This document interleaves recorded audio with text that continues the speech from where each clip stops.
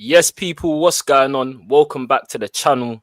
It's your boys Motion with Sports, and it's top six therapy time. We've got the guys, obviously, my partner in crime, Hans over there. Do you know what I'm saying? What we saying, bro? You good? I'm easy, man. Can't complain. Premier League football's back. You know what I'm saying? As well as Champions League the following week. You know what I'm saying? We got Connor, we got Errol. You know, just quickly, Show's the United fan. I'm a Chelsea fan. Connor's an Arsenal fan, and Errol's a Liverpool fan, man. Boys, how we doing today, man? Bless, bro. Bless. Can't complain. Can't complain. All good. Same. All good, man. Appreciate being on again. Come on, you're part of the family, man. You ain't even got to say that no more, bro. Do you know what I mean? That's mandatory now. Like, you know what I mean? No Motion with Sports without Connor and that as well. Come on. But, we got a good panel. Should be a good show. International break has taken over. It's pretty boring at the moment. There's not much to talk about apart from Jude Bellingham. But we're gonna do that in a separate video. Before you do, let me ask you a question. Who are your national teams? Who are your national teams, man? Them? Jamaica. All right. So we still got something riding on later, then, innit? So we really need to talk about that. Cause that's riding. Like, I'm born here, innit? I'm born here, but my family's from Jamaica. So actually, I tie with Jamaica, England, and also I got Scottish roots. So, you know what I mean? So shout out the Scottish man, them. Shout out my guy, Robbo in the cut. Only when he's in the national team, though. Get me? Only when he's in the national team. Shout out my guy, McTominay. But yeah, man, I'm gassed, bro. International football's gone. Premier League is back. North London derby is going to be a belter. So we're going to touch on Arsenal first because apparently we're going to call it a crisis because these men are dramatic. Let's be real. Do you get what I'm saying? Some fans will say they're out the title race now. They can't win the league no more. Gabriel's down. But Connor, I feel like you're very level-headed in terms of Arsenal. Where would you say Arsenal can... Because you've got the quote-unquote best team in the league in terms of let's not quote unquote. All right, cool. You got the best team in the league in terms of depth. But look, I'm going to read out the list. Currently, you have what? Kai Havertz injured, Gyökeres injured. Jesus, I think he's on his way back. But you got Martinelli also, Noni, and also now your most important player in my eyes, Gabriel. Are you, man, going to be okay? Because your next fixtures, let's talk about them. Your next fixtures, it's not looking good, if I'm honest with you. You got Spurs, you got Bayern, you got Chelsea, you got Brentford, and you got Aston Villa. Will you be able to cope with these absences? I think we've got that depth. It's not going to be a case of coming out and trying to get 3-4 goals in the game, but over the line. Like, defensively, we're still just as strong. Missing Gabriel was big, but it's not like we got Rob Holding coming in to take his place. Do you know what I mean? We've got Hincapié, we've got Mosquera, we've got Ben White that can do a job there. Obviously Calafiori's out at the moment as well, but that means that Miles Lewis-Skelly is going to be coming into play because he offers a different dynamic. He's not going to be making bombing runs down the wing 20 yards out, but he's going to be secure when he's defending. He's going to be good moving the ball up through the midfield. So I don't think that's too much of a hit there. We've already done that considerable amount of time without Kai Havertz, without Jesus, without Odegaard now. So those players that are in that spot are finding their rhythm. Obviously, it's not ideal having 3 strikers out, but we've got Marino doing the job. I think that man's just been in the wrong position his whole career. You know, you come in last year, score 9 goals as a striker. You score a hat trick for Spain in the last international. I think we're going to be good. You know, North London derby is always going to be tough, but those games hardly ever come down to a battle of skill anyway. Those games, it's who can just get it over the line whatever way. Against Chelsea, it depends what Chelsea turns up. You know what I'm saying? But we need to win those games. It's not going to be as easy, but we need to win those games. Dropping points against Bayern ain't no big thing right now. So I think those are the most important things because all the players are all due to be back in involvement early December.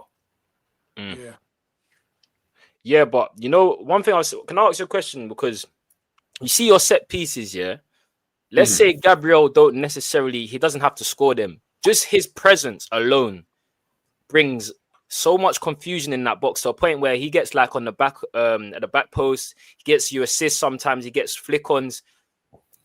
This is often your route to scoring your first goal, Gabriel. Do you know what I mean? Will you get that same production now from set pieces with him being missing? Because I think honestly he's like one of the best ever I've seen. Oh, he is. He's unreal. The man's getting double and triple teams now. Corners and free kicks. It's crazy.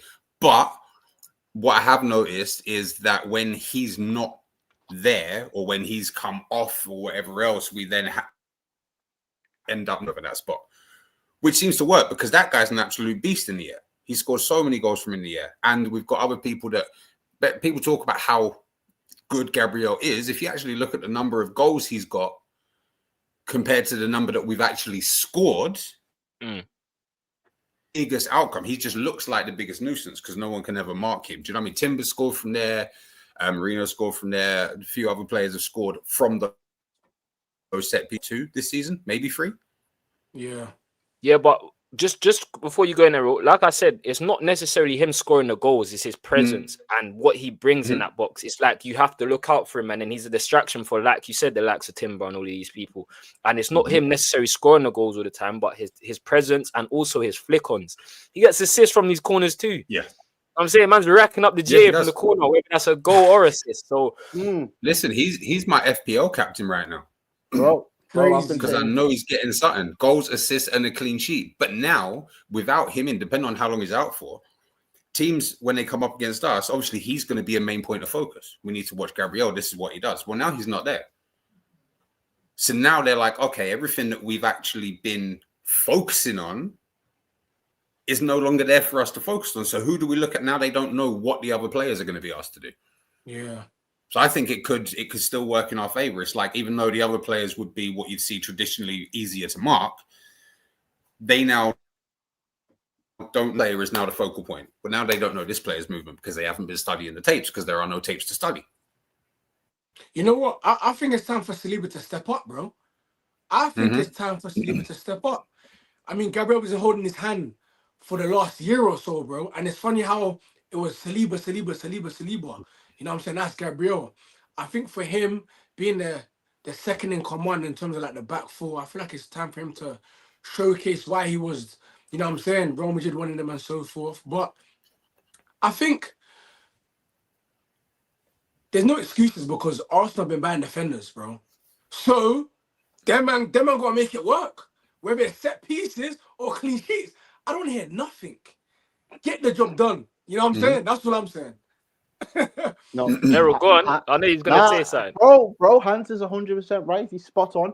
And look the way I see it, you know, he touched on Gabriel being a different dimension. I've been saying this. I was doing Gabriel properly when people were doing this Saliba because I seen what he was doing in the opposition's box. And at that times, he still had a couple of bozo moments. But one of the things I like in a footballer is when they know their weaknesses and they address them. They start to work on those individual errors and they start to try and put the fixes in themselves. So you can give Arteta credit for that, but you can also give Gabriel massive amounts of credit for that. The fact that he's not going to be there, I slightly worry. I don't agree in Connor's sense that other teams won't know what to do because they will just revert back to type. In terms of them not having that focal point, I think Arsenal will feel more lost in those situations going into the opposition's box than the opposition will. The opposition have been setting up against different teams consistently throughout the course of the season already. So the fact that he's not going to be there is going to not necessarily be an automatic hindrance, but it just doesn't give the other 8-9 players that are occupying the box that confidence that something can happen. Do you know what I mean? They're going to have to start to figure out some of those answers themselves. In terms of what Han said, though, I genuinely believe he's absolutely bang on the money because I've said it all season, and Liverpool are in the situation Liverpool are in, and I always said, look, we'll try and do our thing. Do you know what I mean? But if we can't, there's got to be another team that proves that they're better to be able to do what it takes to get them across the line without any excuses. And I always addressed Arsenal as that other team. So it was like, both of those teams are the ones going for it because they've got to put the ambition out there. Liverpool have got to defend it by rights, and Arsenal have got to try and get it over the line finally. He's brought in a whole bag of defenders. It's about now whether the ones that he's had that have been waiting in the wings, assessing, reading games off the bench, now can implement to the same standard, because we've seen it is difficult when you've set such a high standard for the spine of your team. When you've got a few missing pieces in that spine and you try and drop somebody else in and ultimately have to give them a run of games, it does become difficult to not even remain. That person coming in having to just hit the ground running and be at that level is a hard thing when you've been out in the cold for a number of weeks. The international break may have done them a little bit of a favour. This hasn't really happened in the run of a difficult set of fixtures. He's not got through the Tottenham game. He hasn't got through the Bayern game, and then he's went down and there's another 5 fixtures to go. He's gone down at the start of them. So Mikel Arteta will have a chance to observe and learn where he needs to make tweaks defensively without him. But just so you can piggyback off that, sorry to cut you off, Errol. No, you know, when it comes to like title winning sides and stuff, there's one thing that you rarely change, and that's your back four. Do you know what I mean? Yeah, I can change my DM, my striker, my winger, but that back four and the keeper, you gotta keep. And you see Arsenal, what they're doing in the Carabao Cups and the Champions League, the same back five. You know what I'm saying? Because that's where you build from. Do you know what I'm trying to say? But with that being said, I feel like Arsenal probably do beat Tottenham.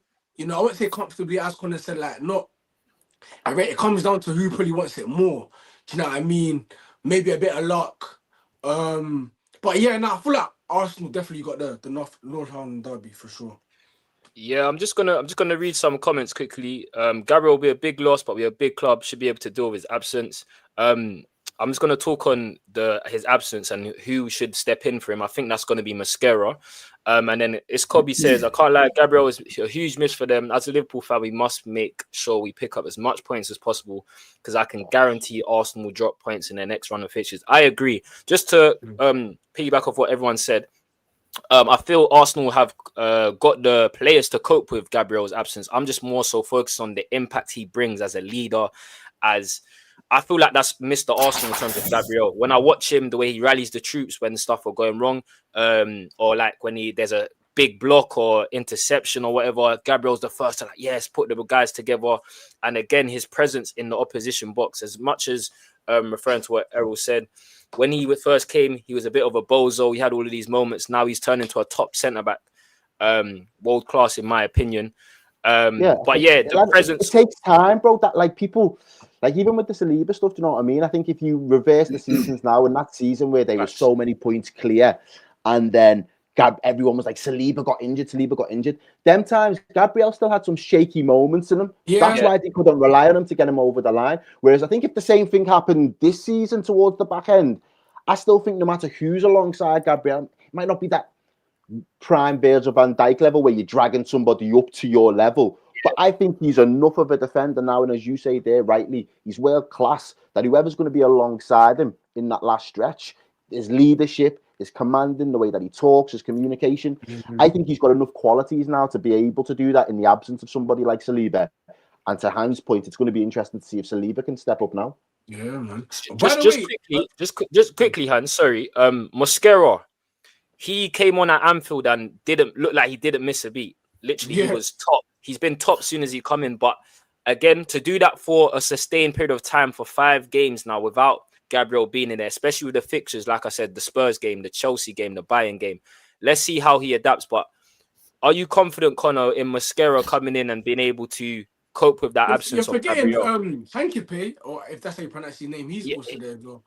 True. I honestly think he's a left-sided centre back as well. Yeah, true. Go on, Connor. Sorry. Well, that's the thing, right? Gone are the days when centre back was a centre back, whether you're left or right foot, it didn't matter. If you had to fill in, you had to fill in. Now it seems to be very focused on, okay, he's left footed, he's right footed, split. So I think that Hincapié is going to come in. We're looking at captain for his national team, right? Yeah, principal in Germany. This is someone that has done it, right? So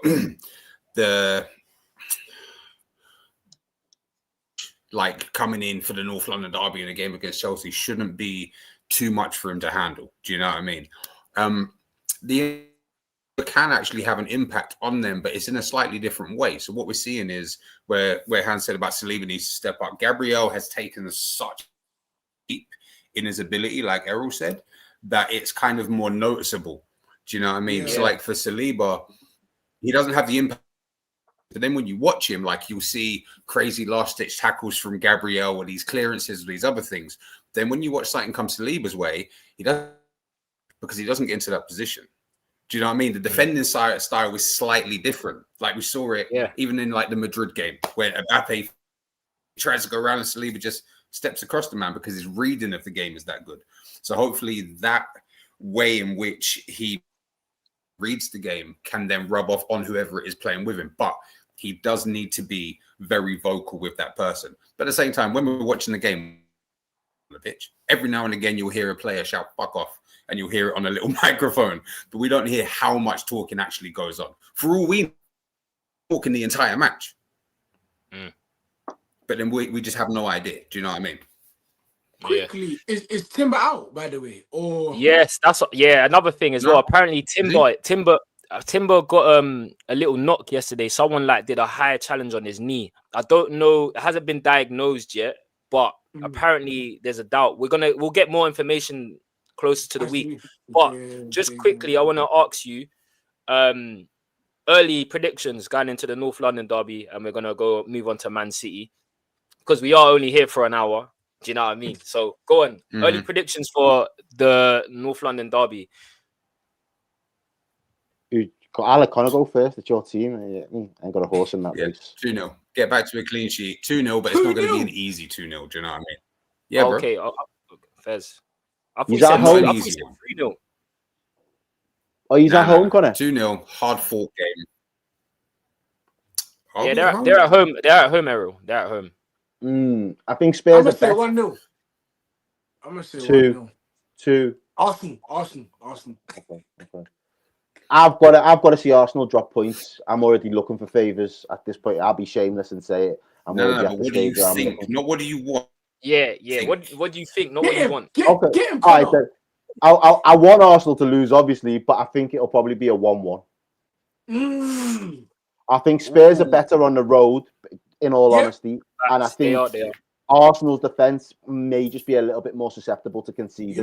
I don't see them scoring 3 at least. Do you know what I mean? In that game. Who? Richarlison? No, I'm not saying Spurs are going to score 3. I just don't see you scoring 3 in that game. You know what's going to be really interesting? I feel like the set piece swings to Tottenham because Tottenham have been quite solid from set pieces. And I feel not quite. They've been very good. Very good. Yeah, in their favour. Shows, but you quickly, what's your prediction? I just feel like still Arsenal should have enough, especially being at home at the Emirates. I can't really bet against Arsenal.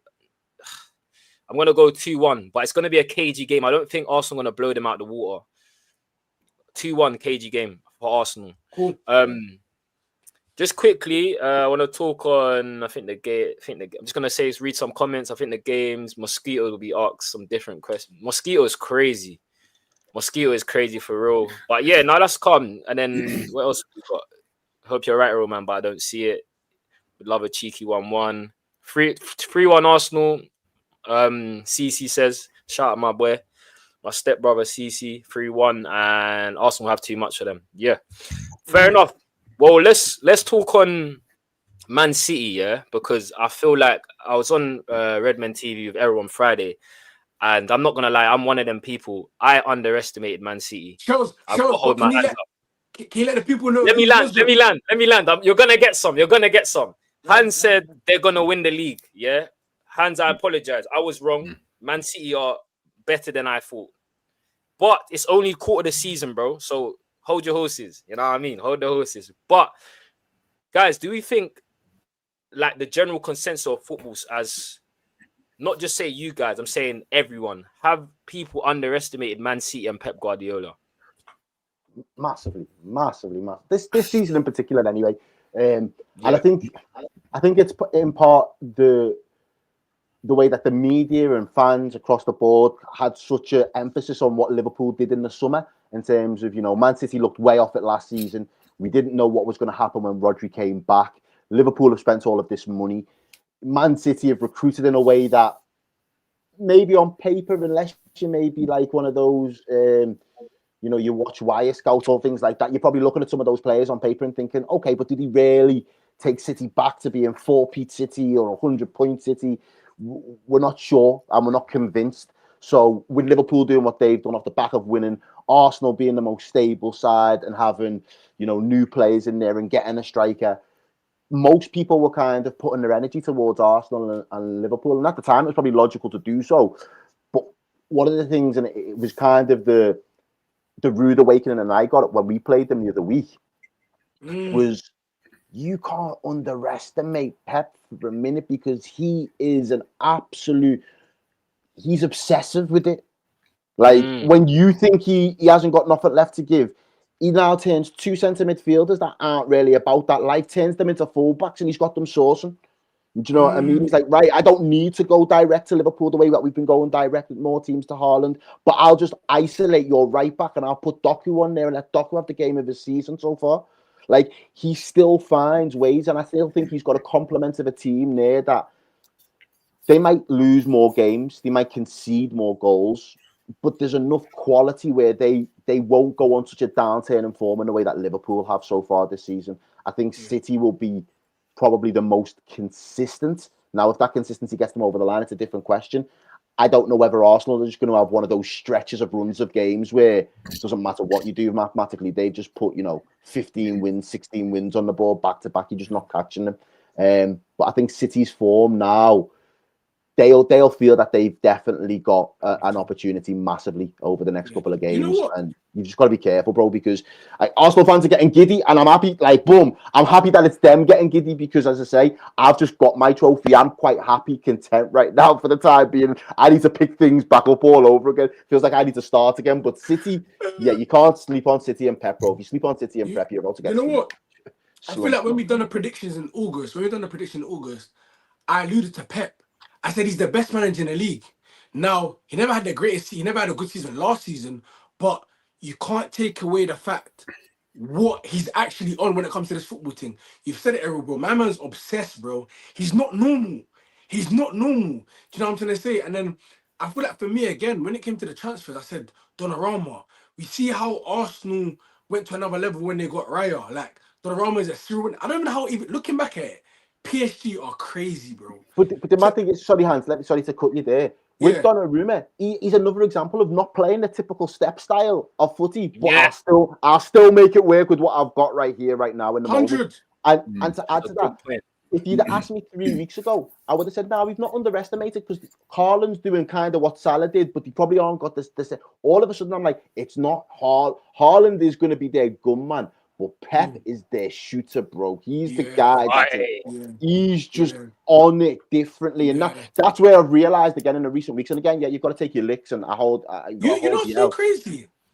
I think what's so surprising there, because if Haaland played for Chelsea, I can say if he played for United, if he played for Arsenal, if he played for Liverpool, the amount of PR this guy will be getting will be nuts, bro. Yeah. I don't know, it's not like he's world class, but it's like, why is there's not that much noise around the We take him for granted. We already take somebody like him for granted, 100%. It's mental. Haaland set the bar too high. For a striker, yeah, 100%. He's done a treble already at City, bro. Like, it's mental. Do you know what it is, though? I'm gonna be real. It's City, innit? Like, no one cares. I'm gonna be so real. That's what it is. You just mentioned if he's at another club, the clubs you mentioned, his PR and his status will be a lot higher. But we just take it for granted because it's under Pep, it's under Man City, and it is what it is. They're doing a mad thing. Haaland is doing a mad thing, bro. So tell me why when Harry Kane was at Spurs, at Leicester team, he's English. Crazy numbers. He's English. Maybe you don't need to answer me the question. He's English. Also, for City as well, don't forget, this might be a bit tongue-in-cheek, but, the media now, these next few weeks as well, by not underestimating them, they've got that absolute in Phil Foden and his exquisite passing, his glorious vision that makes people like Eberici Eze tap a ball because of all of the great work that he done getting him that ball. Do you know where it gets techie for City? And I don't know which way this is going to go for them in terms of how it plays out for the rest of the season. But they're in a moment now where you could arguably say Arsenal could lose some points in the next 4 or 5 weeks. City could potentially gain ground. I'm not saying they're going to overtake, but they could gain ground. All of a sudden, City going into the January window would look very competitive in towards that back stretch of the season. And some people would probably call them favourites. Once this 115 news drops, the pressure from the people above City to make the right play, and as I say, at this moment at time of recording, I don't know which way that's going to go, but for them to try and make sure that, all right, we're going to end up taking a fine, all right, but we don't want to lose points this season because we could be on for a title this season. It could get political around City very quickly, but that could also be Arsenal's best chance of locking off the league if they're so good, but they end up getting 10 points docked off them. When is that? When is that, Errol? Bro, when is that? I'm pretty sure he was saying the end of November, the 115. But I think I seen a headline over there. I haven't looked at the full article saying that they've just been hit with a new charge of some description. So they're in off the field stuff is the only thing that is really gonna sour City's season in the here and now. I don't know how the punishment would look if they was to be found guilty. Would it defer to next year? Would it apply this season? We don't know. But them being in a competitive space is peak for everybody because the brown paper envelopes that I'll be getting dished out, it's gonna be mad, bro. I'm telling you, bro. You seen the video where all the lawyers pull up though? That man got every single lawyer in the world, bro. You know what I'm saying? That money talk. So I don't know, man. I don't know. These big clubs seem to be getting away with things, bro. Is what you know what I mean? I don't know how severe these punishments will be. You know what I mean? We've got to ask Hans about that. He's got away with a couple stuff already. You know what I'm saying? So, but listen, money talks. That's the thing I'll say. Money talks, man. But no, City's next fixtures are Newcastle, Leverkusen in the Champions League, Leeds at home, Fulham away, Sunderland, and they got Real Madrid and then Crystal Palace in it. Do you know what I'm saying? So yeah, not the worst fixtures about, but I feel like they could definitely pull it together, you know what I'm saying? But you did mention their next fixtures, but let's talk about their next fixtures is Newcastle away. I know Newcastle are not. They play calm there. They play calm there, bro. Honestly, you reckon? I ain't gonna lie to you. Yeah, and Newcastle in a weird environment, man. But Vertemade, bro, top talent right now, man. You know what I'm saying? I feel like he's playing well, but yeah, Newcastle, you never know what they're gonna get, but they could easily win. I'm not gonna lie to you, they could. Newcastle need the result because they're languishing at the moment. They really do need some level of result. They tend to play a bit better at home as well, but I think Eddie Howe's just having a bit of a tough time of it at the moment. And I think the international coming off the back of an international break, it's always hard to predict, the automatic form that these teams come back in. I wouldn't be surprised if City were just the more regimented in that sense, where they're just a little bit more drilled. Guess who they got the early kickoff? They're trying to bump us, bro. They're trying to bump us. Why we got Burnley first game back, bro? Tough, bro. We're gonna get onto that anyways, but we're gonna get onto that. Let's move away from City. I'm just gonna read out some of the comments. We all underestimated them. I can't lie, but I made a TikTok after their 4-0 win that they're gonna be right in it, and you can never count out Pep Guardiola. Unfortunately, facts. I think that was against Wolves. Yeah. The football guy says, "Big up yourself, my bro." People can't wait for Pep to leave. I'm with you. Pep is basically like the reverse tax of Bundesliga tax. Add an extra 15 just because of the strength of the manager. I hear it. He's inevitable, pretty much. Young Fug's lawyer there, mad thing. Bro, that's what I'm saying. These man's lawyers are up, sir. They're busting case, unfortunately. I think, you know what it is? I feel like when you do a bit of fuckery and it's not right, you got bad boy lawyers in it. You know what I'm saying? Me personally, like, you're not going to... Yeah. So the Joe Proctors, the Harvey Specters, the Annalise Keatons, all of them ones coming out there, bro. And all them people there. Hey, last one, City are going to win the league, and this is on all this. Arsenal got the best squad in the league is a lie because I think City got the best, and also quality of City players ain't the same as Arsenal's team. That's an opinion, bro. It's not a lie. I think he makes a good point. I just don't think we had I didn't have the data or the length of games there, say, from all those players that City pulled in for me to feel I could back them. And then for him to then convert some of them into other positions as well. I wouldn't have predicted those moves, but they didn't buy the left back, they didn't buy the right back. So you might now look like they're at the level, but when they was bought and brought in, I just didn't know enough about them to be confident that they was. And one thing I just want to say quickly is that sometimes change ain't good, you know. Change ain't good. And I'm living it. I'm living it. You know what I'm saying? I'm living it, bro. You know what I mean? So listen, man.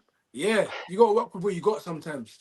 Nah, most definitely. But let's talk about the change then, innit? Because obviously Liverpool got to change something. They got to change something. You know what I'm saying? They got to change something because right now you're sitting behind my team, Man United. You know what I mean? So, Errol, Liverpool do return Premier League. What can they do? What changes can Slot make to get back to where you guys need to be and competing again? Mad thing, bro. And that's the first time in the last couple of streams I've done where someone's asked me forward-thinking questions. Everybody wants to be down in the mud, licking the wound. That's growing up, you know. Bro, but the truth is, I like to look at like what are the fixes like because we're here now. There's nothing I can do. I can't go back. What are the fixes? And I've tried to kind of personally just take a bit of a breath and go, do you know what? Fucking hell, international break. I don't like them, but this time I needed one because it was peak for a minute. In terms of Liverpool, I still think the City game's bruising, but I still think the 2 games prior to that gave me enough to kind of go off to think, okay, he's getting himself back on the right track. Now, you can always lose to City. I think where I was disappointed in the loss to City was the performance. The performance was missing. It was a very abject performance and it was very stale. Now, again, I don't know whether it's because he's trying to go back to what I'd worked so much last season and just drip feeding a couple of players. But I think he also wanted to try and get the form back into the squad. Now, in that week period, we played 3 games. Some of those players had not been in the best shape to do that. I'm hoping at that point in time. So I'm thinking, okay, they've done those 3 games. The City game might have been a game too far for them. But after the international break, can he come back and reset with that same sort of setup? If he doesn't trust that setup now after the City game and on the basis of that, which I think would be a bit of a misstep, because I think the teams we're up against now, we should expect to win. We're at home against Forest on the weekend. We should expect to get a run of games now. But if he was to go hell for leather, there's 2 choices for me. It's we go to the back 3. We have to accept that we're going to have one of 2. We have to either go to the back 3 and accept we're going to have to use either Joe Gomez or Andy Robbo as a third choice centre half. Depend how quick Frimpong comes back. One of the good things is Alisson's back. Isak's back as well. So there'll be more questions there and there'll be more quality to add back into the squad. Or we just go to the diamond in midfield, which then automatically enables Florian Wirtz to be involved in that midfield. And then you go to 2 up front. Now, with Isak being back, it might be Salah peels a little bit further wide and you've got Florian Wirtz doing a half 9 job next to Ekatike until you bring on Isak. And I'd start to make some big substitution decisions in the likes of maybe Salah needs to be your first sub. Maybe at 60-minute mark, he needs to be the one to say, we're going to... And I know he can be the guy to score your goals at any point in time, but if you want him to start building towards the future, if you want him to start transition, we know come January, he's going to be in AFCON anyway. We're going to have to start playing long periods of games without Mohamed Salah getting goals for Liverpool Football Club. So I think there has to be some brave decision at some point sooner rather than later, but there's a couple of things you could do with the formation, or you can just stick to what we've been doing up until we got our nose broke by City and hope that we can bounce back. Just quickly, you did make a lot of good points, but again, just going back to that word change, the 2 suggestions you've given me, that's a lot of change, Errol. Especially mid-season. So go to a back 3. You want to come over here, Ruben Amorim. You want to do the Ruben Amorim ball. You know what I'm saying? So that's I know they're international players, and I know they've probably played in the system before for other teams. I'm just saying in terms of like getting a whole Liverpool basis again to like, yo, this is what we're doing. It might be very difficult to adopt a different formation in that sense. I think more.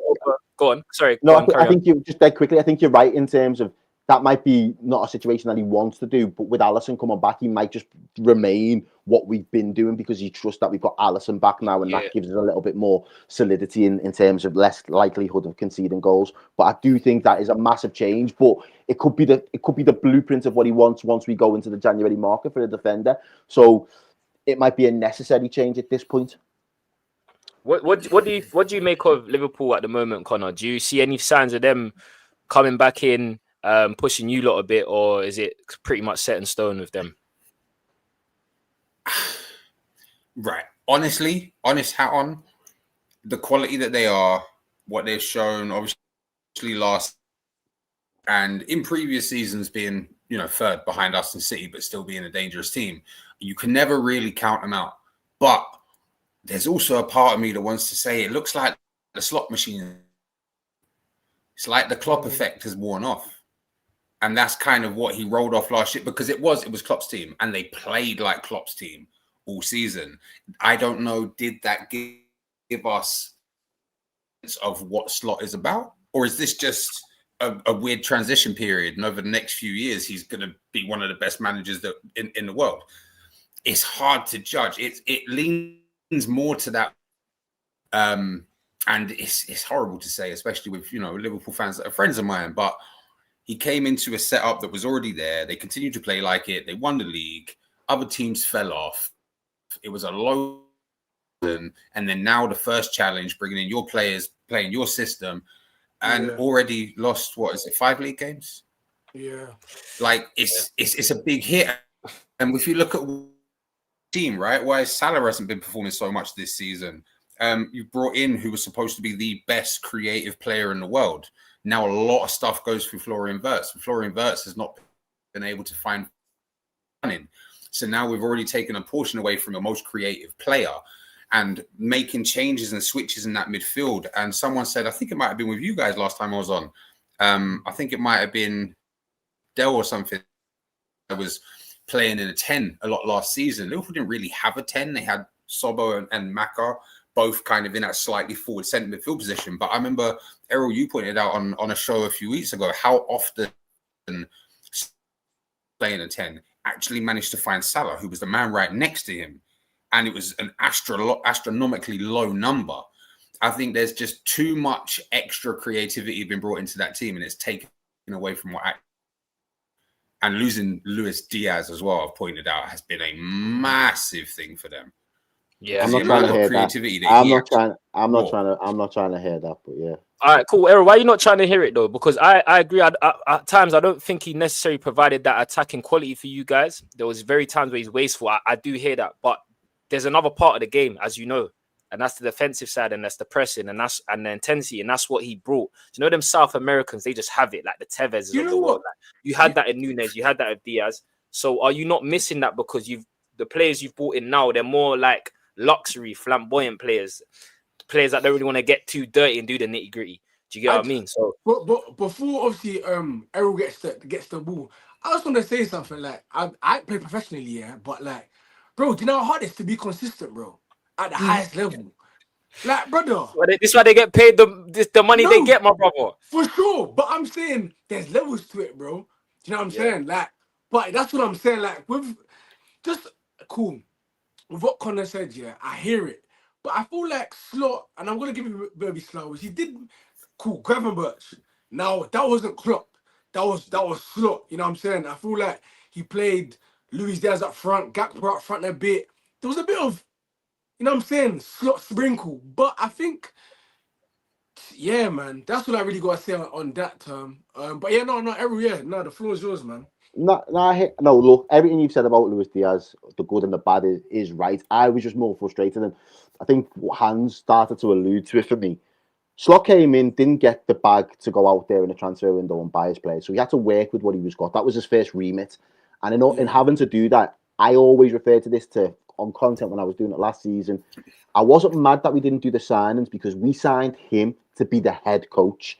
The key in that is head coach. He's not just the manager. He's the guy that is operating the system, the style of play, and his job is now tasked to get an extra 5 or 10% out of players that I thought were very good under Jurgen Klopp.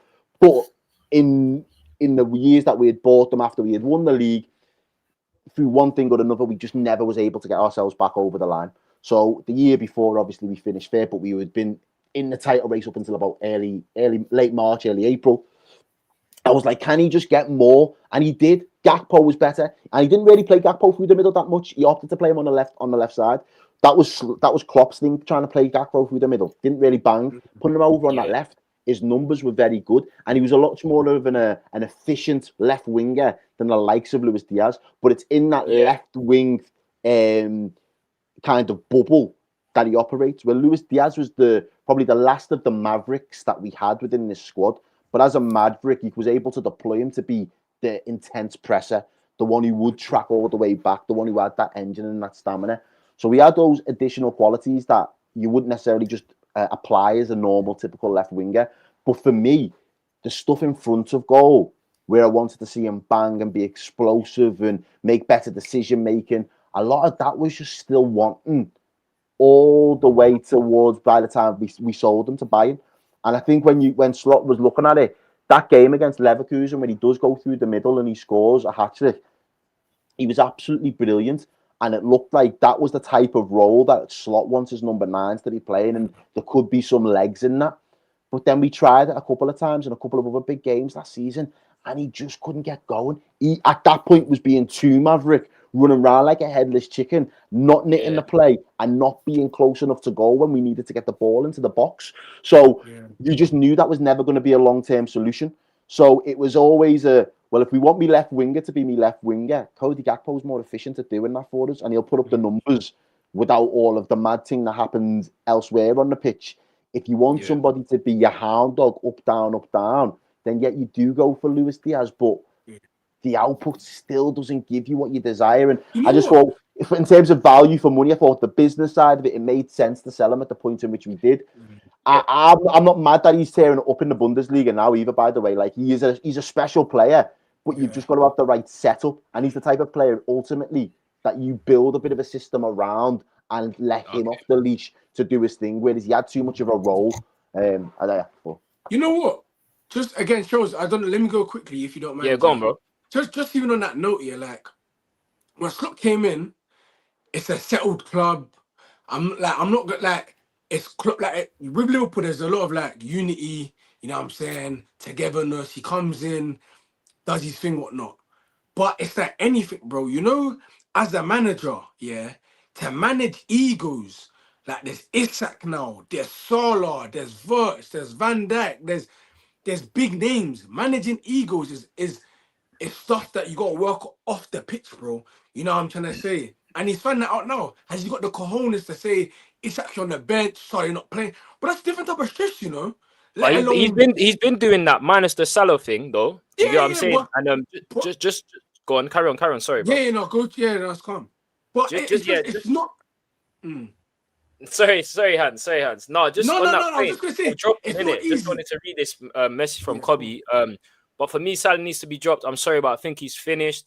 I thought he was finished last season, but the GA just covered his performance every time he bucks a half decent fullback. He goes missing. He's a legend. We'll forever love the guy in it, but we can't even attract the best right wing in the world no more because the players know that they'll be competing against Salah. Someone said they should have got a right winger. Remember last time we came on? I think one of the Errol said it. We need someone. Errol said that they need someone to go and compete with him, and obviously, also he's not going to be there probably next season. You need to put him on notice. And in whichever way you do it as the club, there's got to be a way where we find a happy medium with Salah. He can't have everything his own way and become Salah FC from now until when he leaves, because ultimately that'll be a detriment. And if he wants to win things still with Liverpool, he has to be a little bit more selfless in letting go some of the controls that he may have had or some of the guarantees that he may have had. Because, again, we missed a step by not getting the right winger in to kind of push him on and keep him honest. Just on that note, because I ain't even touched on it, Liverpool have been linked heavy with Antonio Semenyo, innit? You know what I'm saying? How you feeling about that, my boy? He reminds me of Mane. I mean, I said this. I don't know if he was on the show the other week, Charles, when I was saying about Mbeumo gives me Mane vibes for United in the same way that he gave us Mane vibes for Liverpool. When he popped up at Liverpool, I was like, "Raw, what's this? This guy's going to be transformational for what we do, because all the buyers that we buy now have got to at least be on your level, and your level's good." And I think Manchester United with Mbeumo was something similar. I kind of see signs of that or glimpses of that in Semenyo. He's had a very good start of the season. Definitely, You know, he's been an exciting player to watch. I think from our perspective, I'm happy if we go and buy him, but I'm at the point now where I'm like, right, there are other holes that need to be addressed as a priority. So if you've got your eye on him because he can be the left wing option, that's the immediate person, because the drop off between Gakpo and Gamoa is still too much. But if you've got Gakpo, Semenyo can play on both sides, Errol, as well. Exactly. If you've got that there as an option, I think, yeah, that's absolutely fine. But at the same time, I'm like, I still need reassurances that you're going to go and spend the money on the areas that if we've got money to spend and you still want to go into the market and try and fix it that way, I need the reassurances that the key priority positions are going to be taken care of, not just these opportunity ones because of Semenyo's contract situation and the Bournemouth board saying, you know, if he has to go, then, you know, we can't really stop him at this point. I don't want us to just think, right, we'll strike while the iron's hot. I want us to have a proper plan and go and finish the business that we need to build this squad. If it's still not complete, we need to do that. Just one quick question before we move on to United. You said you got other holes to fill. What are those holes before? That sounds crazy, bro. Pause. Bro. Pause that quickly. But yeah, you know what I mean. Yeah. Other areas, we got other gaps. We got other gaps that need to be addressed. So the mad thing, yeah, I'd get a centre back definitely. I don't know if we can still prize away Mark Gahey in the January window. Depends where Palace are and what they're trying to push for. Obviously, they're going to be in Europe, so it makes it a little bit more difficult. But there's that. And for me, I would probably want a 6 as well in the mix, just because I think it's important that we have 3 really good midfielders in Szoboszlai, McAllister and Gravenberch, but I think they could all be really effective 8s given the amount of games that we're going to play. If we had a really robust 6 that could do the job and allow the other 3 to then fill in, sometimes where it then pops up on the left, sometimes where it pops up in the 10, we've got options to bring off the bench in terms of actual quality replacements. So I'd like to do that because I think that's again starting to future-proof what that midfield looks like. Yeah. Listen, just to round up quickly, obviously I feel like Liverpool can kick on. I'm not gonna lie to you. I'm just gonna read their fixtures quickly. They got Forest, they got PSV, Champions League, they got West Ham away, Sunderland, Leeds, then you got Inter, you got Brighton, Tottenham, and Wolves in it the next couple of games this month and that early next month. So yeah, man, really interesting times. Especially with when you look at the likes of Arsenal's fixtures as well and their injury problems. Like this if Liverpool are going to get back into the race or get back competing or trying to push them, it's right now. It's now or never. I'd say you said it before, we're a quarter of the way through the season, which means there's still 3 quarters. So we can have the worst 1 quarter, but we have to have the best of the other 3 quarters, and they need to have ebbs and flows over the rest of their season. And that's the way Liverpool have got to look at things right now. As I say, I'm not one for trying to wave the white flag, but our margin for error in the Prem is getting thinner and thinner as each game week passes. We may have to be realistic and look at the Champions League, but in order to get there, you need some sort of springboard and foundation to build that form on. You've got to use the Prem in that sense. Be as competitive as you want. Errol did say, man, I think the first thing that we done, he said he don't mind if Arsenal win the league if they get the champs. You know what I'm saying? So Still don't mind it. Still don't mind it. I mind it. Not gonna lie. Let's talk on my boys then, innit? Man United. I put top 4 race just because I got asked this question on Friday, and you know what? I'm done with like the half-hearted thing, beating around the bush. Man United are finishing in the top 5, bro. God, top 4 race. Top coming home. Man United are finishing in the top 5, you know, bro. Football Champions League is coming home, bro. I've seen enough. Genuinely. Are you feeling all right? I'm feeling all right today. I'm feeling good. Everything's good right now. You get me? You need some orange slices and some lemsip or something because I feel like you're running a fever. That's what your players need because your players are injured. No, I ain't got no injuries over here, bro. You know what I'm saying? I'm good over here. We don't need no money in Lebanon. Ain't that season for us? That's your season, buddy. On that note, what have you seen for you to screw in the top 5? You know what I'm saying? Harry Maguire. Everyone else has been shit. That's what he's seen. He's seen everybody else has been shit and thinks, this is my time to eat. This is my time. Tell me I'm lying. Tell me I'm lying.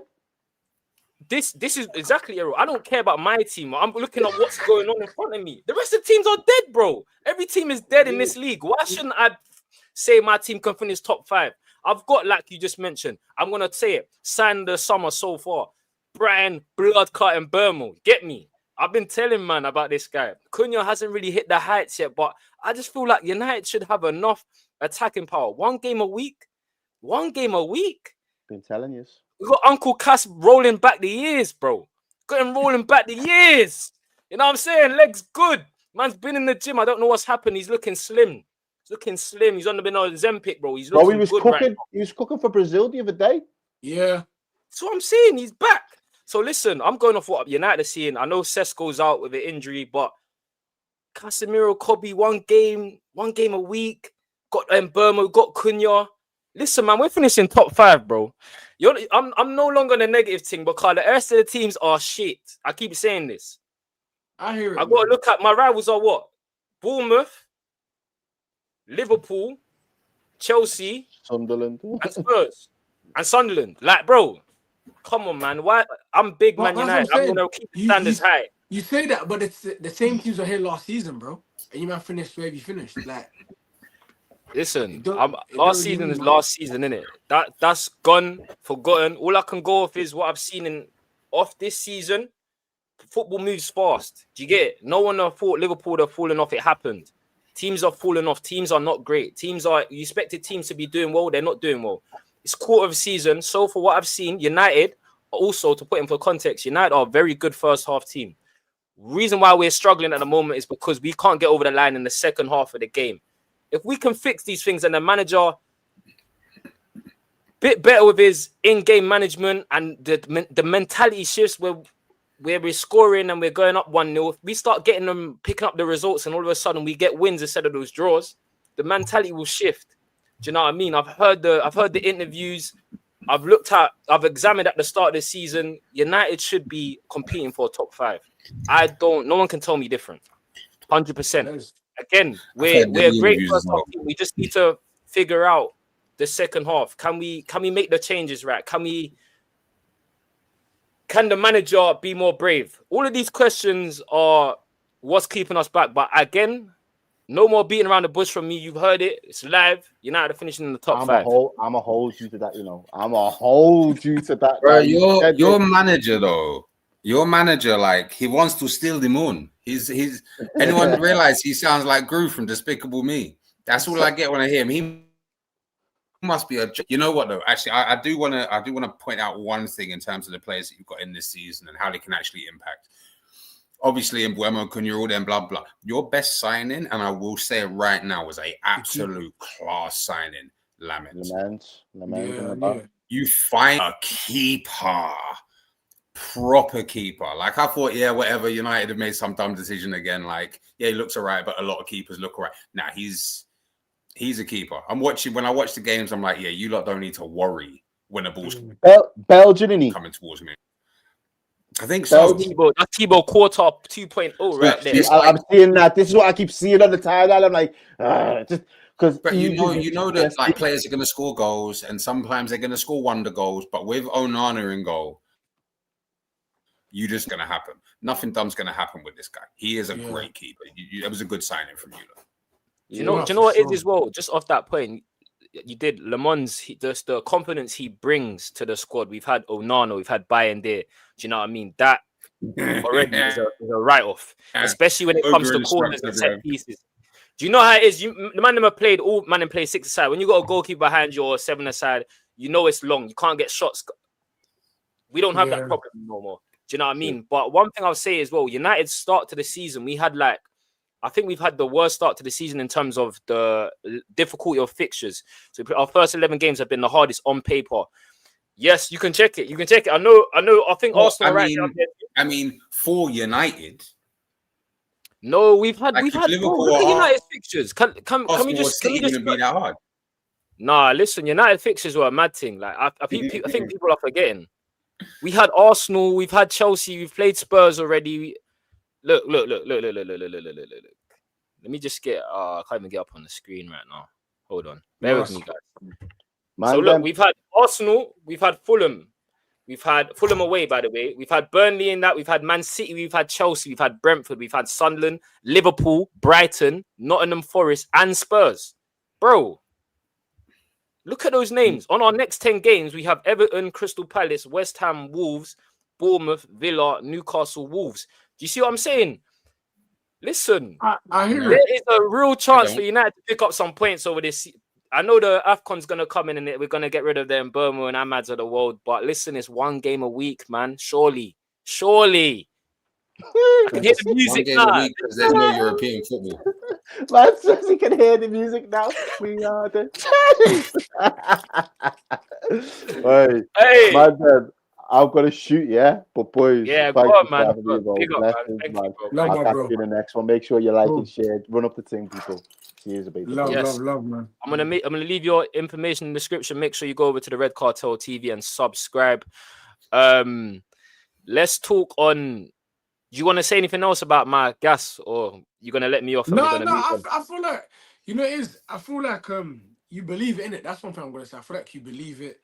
Yeah, we'll leave it. Let's move on. I've only got about 8 minutes left myself. All right, cool. Let's move on then. Let's talk about Chelsea, innit? Let's talk about Chelsea. Hans, what are we saying, man? Are you guys in a title race, or are you gonna keep it humble like last season? You know what's so crazy? No, wait, not like last season, because you didn't keep it humble last season. Are you going to be humble and just say, "Oh, we're going to get top 4"? Or are you in a title race? You know what? In all honesty, I want to say something quickly, man. If we never dropped points to Sunderland and Brighton, we'd be on the same points as Arsenal. So, with that being said, yeah, I'm at 6 points behind them. I'm going to say it, man. I feel like we are in a title race, man. Do you know what I'm trying to say? I can't lie. We're third. Yeah, I mean, you got a United fan there, show saying that the team around them and he's saying top 5. Why can't I be ambitious too? Why can't I say we're in a title race, bro? You know what I'm saying? But no, in all seriousness, I feel like we could definitely kick on. Cole Palmer looks like he's coming back. It's okay. You know what I'm saying? It's okay. It's just consistency. That's our biggest downfall, innit? Our common denominator, our consistency. But other than that, I feel like as long as we compete, we win the games we're meant to win, then yeah, I see myself in a title race, man. Do you know what I'm saying? Listen, all right, cool. Well, you better keep that same energy, because like I said, before Wolves, your energy was low in terms of Chelsea. You weren't bigging them up. So you must have seen something between now and that game and the international break to put yourself in there. You ain't got to follow my chest. All I'm saying, I'm sure my thing. Get me? Are you sure you are in a title race? Go on. Just right at the end there, where you said, as long as we win the games that we're meant to win, I feel like we're going to be in the title race. This is where the expectation and quality differs. Yes. Because for City, we're meant to win every game. You're automatically giving your team leeway for dropping in certain games. That's true. I ain't gonna hold you. No, you're right. You're right. And so, I mean, listen, you're third, 6 points behind. 2 games can swing the whole thing, right? It can just happen. So you have to say at this point, yes, you're in the title race. We've already discussed between first and 9th, there's 8 points in it, right? Which is 3 weeks of football.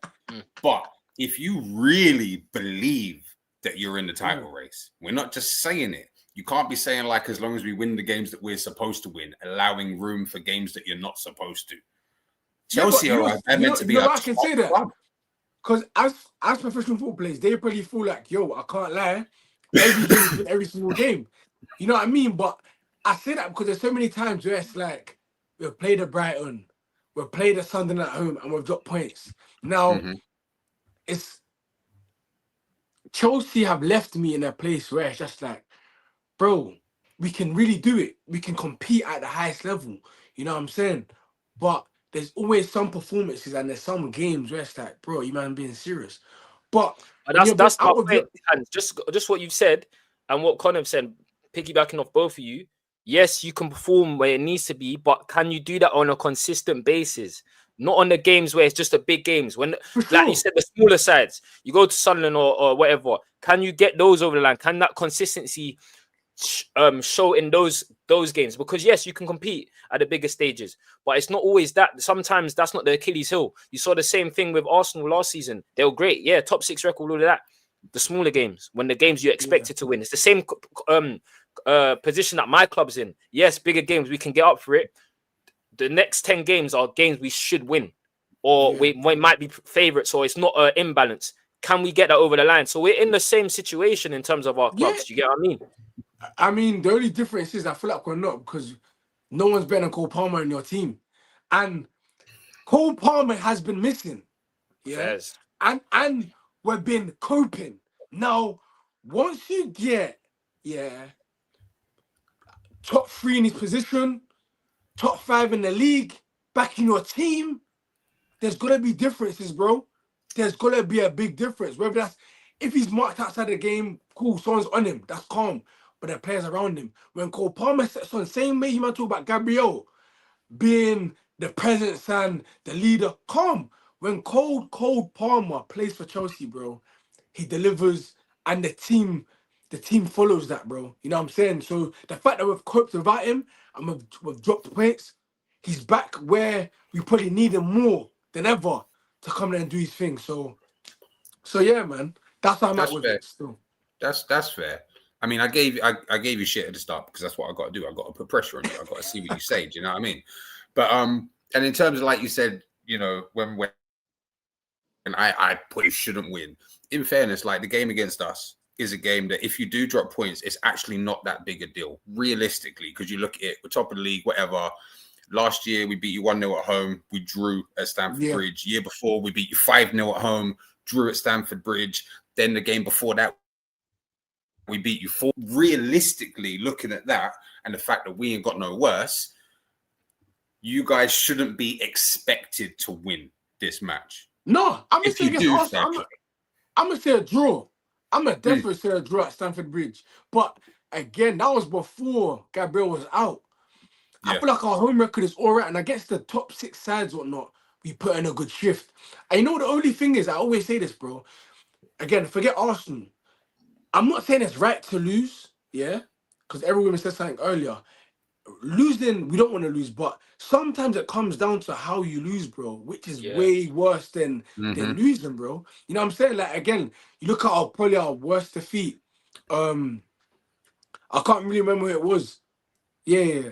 I can't really remember, but like, you know, like the United game, like so many things went wrong, and then the Sunderland, like, do you know what I mean? So yeah, it's. I feel like it's not always it's not how you start, it's how you finish. Yeah. And Cole Palmer's been chilling. He's been chilling, whatnot. We've been coping. We've been doing our thing. I feel like right now we're in a good space. I feel like our morale's up. We got winnable fixtures, you know. And I say winnable fixtures, but broski, Shells Connor. I won't be surprised on Saturday we lose to Burnley. No, sorry, Hans, I can't do that. You can't. No. You just said you're in the title race, bro. For sure, but what I'm saying is, when you actually look at our trail of this season, bro, like, yes, we shouldn't lose to Burnley, but when we have dropped points, and it's like, bro, we should be winning, and that's why I said, can we win the games we're meant to win, bro? We should win this game. You know what I'm trying to say? But then if it comes to 3 p.m. and Chelsea lost 1-0, bro, like, bro, like, you know what I mean? It's not right, but it's patterns, innit? And this is what I can go off, bro. But I feel like we're in a good space, and I do feel like we will definitely beat Burnley for sure. Yeah, man, I ain't tripping. Well, listen, all I'm gonna just say it on that point, before we move on to Spurs, just make sure you believe that chest you've got in it, because I don't want to hear about you could possibly lose against Burnley. I'm gonna be real. I don't want to hear none of that. Saturday comes, you better have those 3 points, my boy. Me and you both. Otherwise, it's a long day. But let's talk on Spurs in it, because we're at an hour and we want to wrap it up. Spurs sit 5th in the Premier League. Their next fixtures are very challenging, though. They have, where is it? Sorry. Spurs have Arsenal next, obviously, the North London derby away from home. Then they go to PSG. Then they have Fulham at home, and then they go to Newcastle before hosting Brentford. Their next 5 games are gonna show Spurs where they're at. Obviously, there's been a. Say that again. They're getting 1 point out of all those games. I hope so, because they're one of my competitors for the top 5. I feel like they've been a bit lucky in games. Hans referred to it before. In terms of their set pieces, they've been very good there. But they're just lacking stuff offensively. You saw it in the Chelsea game. Man United made them look better than they was. Our away from is horrible. But do you guys see Spurs dropping out of the top 5, or are they someone that's a certainty to get in? And how do you examine their next? You know what? fixtures? Oh yeah, Connor's gonna go through. Yeah, go on. They're dropping hard. They're way too inconsistent. Their home form is not good enough. They've got most of this off of reasonable away form, which is crazy. You need to be doing better at home than you are. Too much on certain players, and some of their players that people seem to think are just the best thing since sliced bread. I'm not to say they're not good, but they only look as good as they are because they're in that setup. Like, who are you referring to, bro? Who are you referring to? Right. So let me land with this. 2 players right off the bat: Mickey Van der Ven and Pedro Porro. I think Van der Ven. No. Sorry, I got to stop you. I got to stop you on Van der Ven. Van der Ven is class, yeah. But when people start trying to put them in a conversation over the likes of Saliba, Gabriel, Van Dijk, etc., don't talk to them in a horrible Spurs team. Do you know what I'm saying? Then they've got other players in the team who are just, they don't have enough to carry it over the course of the season. They brought in people like Kudus. He looks okay, but man had a decent season at West Ham. Let's not put everything on his shoulders. That man peaked at 12 years old, right? He ain't got anywhere near what he was supposed to be. Who peaked at 12 years old? Xavi Simons. Oh yeah, it's dark. Do you know what I mean? Man peaked real young. I think they're gonna absolutely crumble. I mean, hope that they're gonna crumble, but I think they ain't got the minerals, man. They ain't got the minerals for it. What are you saying, Hans? I think with Spurs, I feel like they're missing their main gunman. They're missing Solanke. And I know last season shows you remember this because it was, was 2-stepping. We kept on saying Solanke. I thought Solanke was going to be the best signer of the season last season, and it wasn't the case. But I feel like Richarlison can't really do much in it. You know what I'm saying? Yeah, whenever he seems to score, they never win. You know what I mean? But with Solanke, they things can change. I also feel like they've got an okay back 4. You know what I'm saying? It's good. I think they got a good back 4. Do you know what I'm saying? Romero, Van der Ven, Jed Spence, Porro, and Vicario's good. Then you got Paulinho. Obviously now, I feel like when they go forward, what you got, bro, that's where it's like they ain't really doing much. But again, you see what they've done against Everton. I think they scored like 2 goals from a set piece and that. So, and then again, you got to look at who's managing these men. It's Thomas Frank. He's not an elite manager, but he's going to get the best out of his players at all times. Do you know what I'm trying to say? And I've already said it. They probably lose to Arsenal on the weekend. But going forward, shows us said the fixtures and stuff. I mean, they're going to win. They're going to win a couple games here and there and lose. But again, when you take away City, I'm probably Arsenal, and I'm just gonna say Liverpool. Other teams lack consistency, and that's a common denominator. Do you know what I'm trying to say? So Spurs are in there too. You know what I'm saying? So again, it's going to be up and down for them, man, too. Yeah, just to round up on Spurs, I agree with everything you lot said. I don't necessarily think they'll fall down. I still think they'll be in the race just because of, you alluded to, Hans, the quality around them is still, everyone is lacking that consistency outside of those teams you've mentioned. Do you get it? The reason why I think Spurs will ultimately fall off is just because of their midfield and attacking options. I just feel like there's not enough in midfield at the moment. You have Paulinho and you have Bentancur. They're waiting on Kuleveski and Maddison and all these people to come back. It may be too late when they do come back. They struggle to get the ball forwards. They struggle to break down teams, and that's because they're alluding to they're missing these types of players. Even with the players that are there currently, Kudus, yes, great dribble on that, but he's not going to get you. he's not going to get you the level of output of a Bert and Burma or something. His game's more take-ons. Can I drive up the pitch rather than goals and assists? And then you look at Xavi Simons, hasn't hit the ground running at all. Looks lost in there. It looks like the Premier League's a bit big for him too much. He probably needs to bulk up a little.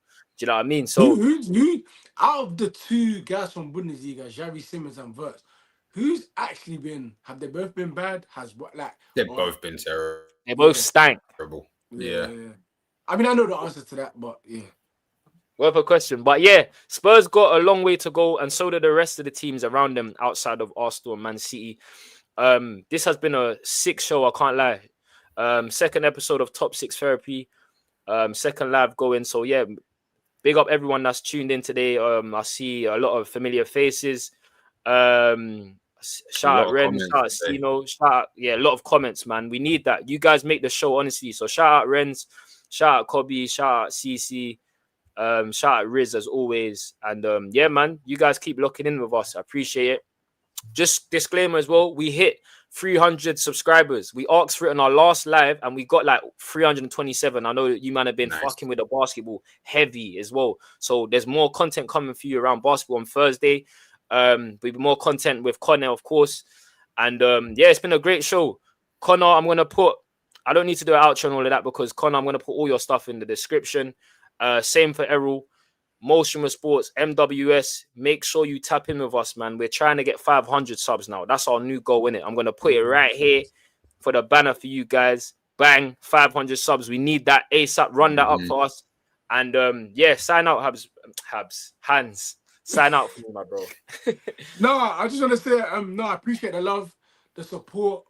By the time yeah, man, listen, it's all going well, man. We enjoy coming on and showing our faces, our takes and stuff. And again, the comments, the community we're trying to build makes it more worthwhile. Connor is always mad love and respect when you're on. You know what I'm saying? We appreciate you and your time. And yeah, man, more motion. We'll be back Thursday, weekend as well.